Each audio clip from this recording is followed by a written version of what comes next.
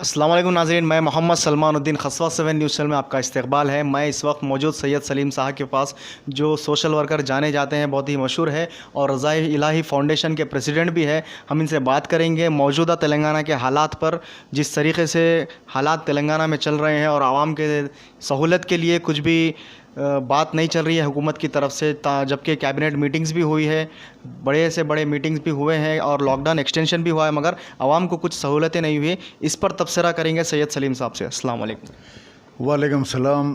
खसफा 7 news के तमाम viewers को मेरा सलाम। जिस तरह लॉकडाउन बढ़ा दिया गया, लेकिन आवाम को सहूलतों के नाम के ऊपर कुछ नहीं है, बल्कि उल्टा।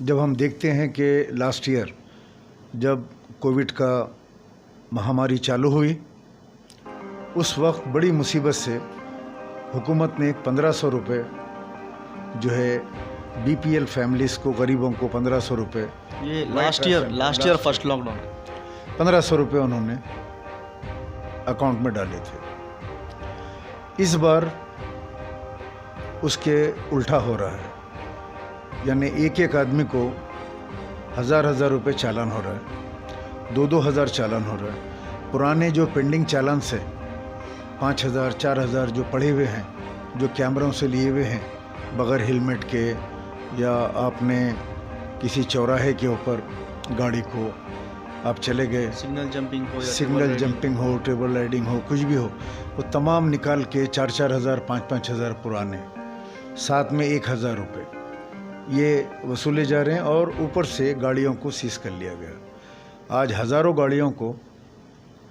जो है सीज़ करके ले जाके रख दिया गया, जिसमें उन गरीबों की गाड़ियाँ भी हैं, बेहद मजबूर ऑटो वाले हैं, ऑटो ट्राली वाले हैं। कुछ जाने में, कुछ सामान सप्लाई करके वापस जाने में, किसी का रास्ता लंबा है, वो 10 बजे तक अपने घर नहीं पहुंच सकता था, 10:15 हो गए, उसका ऑटो खींच लिए। छोटे छोटे बच्चे हैं घरों में। और जुल्म की इंतहा तो ये देखने में आई पुलिस के कि एक ऑटो ड्राइवर एक इंस्पेक्टर के पैर के ऊपर अपना सर रखता है। कितने शर्म की बात है। और वो पुलिस वाला उसको झिड़की दे के, गाली दे के उसके ऊपर रहम नहीं करता है। क्या ये ट्रैफिक वाले हो या पुलिस वाले इतने ईमानदार हैं जो क़ानून का जो पालन करने का नाम पे ये जो आज आवाम के ऊपर जुल्म कर रहे हैं, क्या ये ईमानदार हैं? क्या आवाम के दरमियान में पुलिस की क्या छवि है? कितने करप्शन में ये पुलिस इन्वॉल्व है, चाहे वो ट्रैफिक वाले हो या लॉ एंड ऑर्डर वाले हो। सब कुछ जानते हैं कि पुलिस डिपार्टमेंट में सबसे ज़्यादा करप्शन है। मारते भी हैं, पैसे भी खाते हैं, दोनों चीज़ें। उसके बाद जब आवाम का बारी आ रही है तो ऐसी ईमानदारी बता रहे हैं जैसे ये फरिश्ते हैं, इनसे कोई गलती नहीं होती। खुद बगैर हेलमेट के फिरते हैं। कई फ़ोटोज़ आप देखते हैं, कई पुलिस वाले हैं जिनकी नंबर प्लेट इम्प्रॉपर है, उनको माफ़ है, आवाम को नहीं है। वो आदमी हैदराबाद का नाम, हैदराबाद की पुलिस का नाम शर्म से झुक गया जब एक गरीब अपना सर उसके जो है पैरों के ऊपर रख दिया। अगर उस आदमी का पता आप मीडिया के ज़रिए से चले, चाहे वो कोई भी कम्युनिटी का हो, मुझे आप लोग जो है उसका फ़ोन नंबर या पता मुझे दीजिए ताकि उसकी कोई मदद की जाए। उसके घर में क्या है पता नहीं, वो इतना मजबूर हो गया कि अपना सर जो है एक पुलिस वाले के जो है ख़दमों में रख दिया। ये सिर्फ 5 और 10 मिनट की देरी पे हुआ ये, बस उतना ही है, सिर्फ उतना ही है। और ये जो मामूल लेके, बंडियों से लेके, होटलों से लेके, सुबह से शाम तक जिनकी ज़िंदगी मामूल पे गुजरती है, मौज वाले को छोड़ते, ना आम वाले को छोड़ते, ना जाम वाले को छोड़ते। पुलिस वालों का भी एक वीडियो वायरल हुआ था कि बगैर पैसे दिए के आम दाल लेके जो चले जा रहे थे। हर चीज़, गुटखा भी ले लेते हैं, रात में डब्बे चलते हैं, रात में होटलें चलते हैं, बिरयानियाँ ला के खाते हैं। सुबह नींद में से जब उठते हैं, घर से निकलते हैं बगैर मुँह धो के, तो रास्ते में हराम खाते हुए रात तक हराम खाते हैं। और पकड़ के फ्रूट व्रूट भी लेके जाते हैं घर को, थैलियों में जमा करके, मंडी वालों से, गरीब वालों को भी खिलाते हैं, घर वालों को भी हराम खिलाते हैं। और आज ईमानदारी ये बता रहे हैं कि आदमी इनके पैर के ऊपर सर रख दे रहा है गरीब, और उसके ऊपर दे देना चाहिए था उसको ऑटो, अच्छी बात है जाओ बोल के उसको 2 गाली दे दिए, ठीक है, गुस्सा करे ठीक है, उसको वार्निंग देना था और उसका ऑटो दे देना था उस गरीब का। ऐसे जितने ऑटो वाले हैं, ट्राली वाले हैं, जिनके अभी रुके हुए हैं, जिनके घरों में खाने के लिए नहीं होगा अभी, तो ऑटो भी बंद है उनका। मैं डीजी साहब से, महेंद्र रेड्डी साहब एक बहुत अच्छे इंसान है पुलिस में, वो कमिश्नर भी रहे हमारे हैदराबाद के और डीजीपी हैं तेलंगाना के, वो उनसे मैं अपील करता हूँ कि वो ऑटोस ट्रालीस उन गरीबों को दे दी जाएं, ताकि वो लोग 6 बजे से 1 बजे तक कारोबार करके अपने घर का गुजारा कर लें। वो जो 1000 रुपये की रकम है उसमें मैं भी ताउन करूँगा, जितने हो सकते मुझसे उन गरीब ऑटो वालों के मैं जाके वहाँ पे खड़े होकर मैं चालान भरूँगा, और आवाम से भी अपील करूँगा आप लोग भी आगे बढ़ के आइए।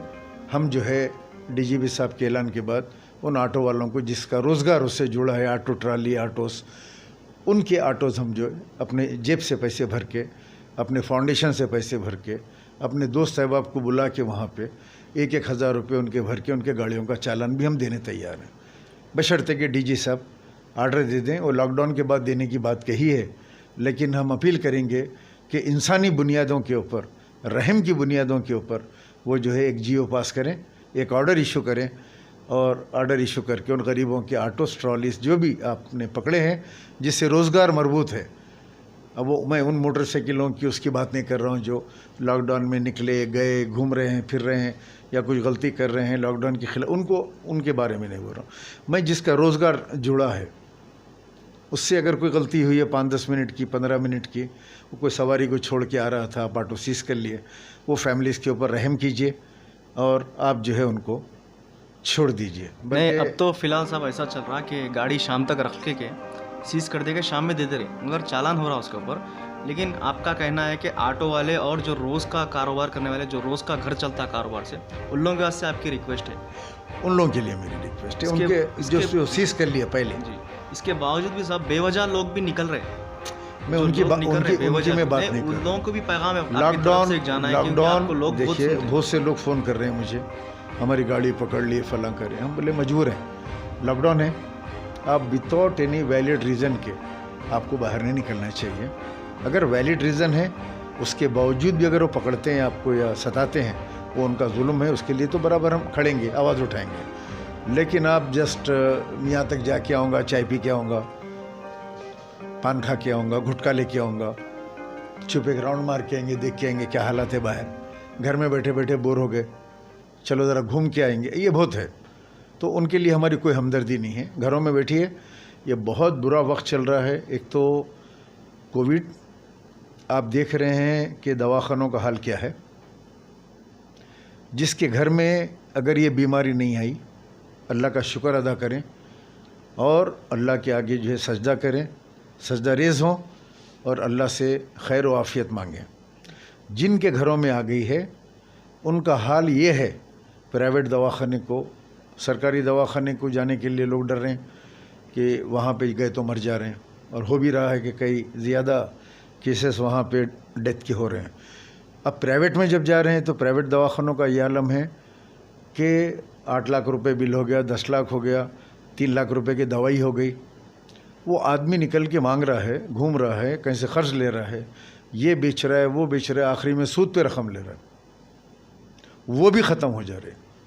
कभी लाश पड़ी हुई है, दवाखाना कह रहा है कि पैसे जमा करके ले जाओ, चाहे कोई भी प्राइवेट हॉस्पिटल हो। इवन जो मिल्लत के नाम के ऊपर दवाखाने हैं मुसलमानों के, जो सियासी जमात के, जो 2 दवाखाने हैं, शालीबंडे पे एक वहाँ पे, शालीबंडे के दवाखाने में अभी मुझे एक फ़ोन आया, कह रहे हैं कि 58,000 पर डे, 58,000 पर डे उन्होंने बिलें भी भिजाई है मुझे, मेरे पास फ़ोन में है वो, और 58,000 पर डे है और भर रहे हैं, लेकिन उनसे